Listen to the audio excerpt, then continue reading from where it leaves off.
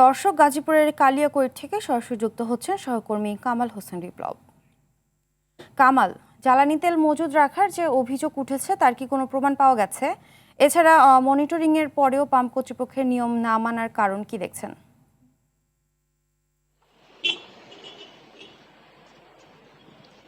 জি, ফারদিন, আপনারা জানেন যে গত কয়েকদিন ধরে সারা বাংলাদেশে যে গ্যাস তেলের সংকট রয়েছে সেই প্রভাব কিন্তু গাজীপুরের কালিয়াকৈর যে পাম্পগুলো রয়েছে সেই পাম্পেও পড়েছে। আমি সকাল থেকে ঘুরে দেখেছি অনেক অধিকাংশ পাম্পই এখানে বন্ধ রয়েছে।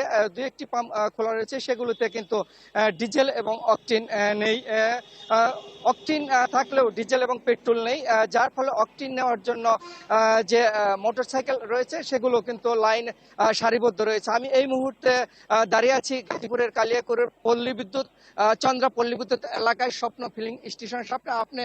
আপনি দেখতেই পাচ্ছেন যে আমার পিছনে কিন্তু মোটরসাইকেলের দীর্ঘ লাইন রয়েছে। তারা ঘন্টার পর ঘন্টা অপেক্ষা করে তারা কিন্তু তেল নিচ্ছে। তবে অভিযোগ রয়েছে, যাত্রীরা যেমনটি অভিযোগ করেছেন যে মজুদ রয়েছে, তারপরেও তাদেরকে ডিজেল বা পেট্রোল দেওয়া হচ্ছে না। এদিকে প্রশাসনের সাথে কথা বলেছি, তারা বলছেন যে দিনরাত তদারকি করছেন এবং যদি নির্দিষ্ট কোনো পাম্পে তেল দিচ্ছে না বা মজুদ রেখেছে এরকম যদি অভিযোগ পায় তাহলে তারা কিন্তু ব্যবস্থা গ্রহণ করবেন। এই ছিল কালিয়াকৈর গাজীপুর থেকে পাম্পগুলোর তেল সংকট নিয়ে সর্বশেষ খবর। ফারদিনা। ধন্যবাদ।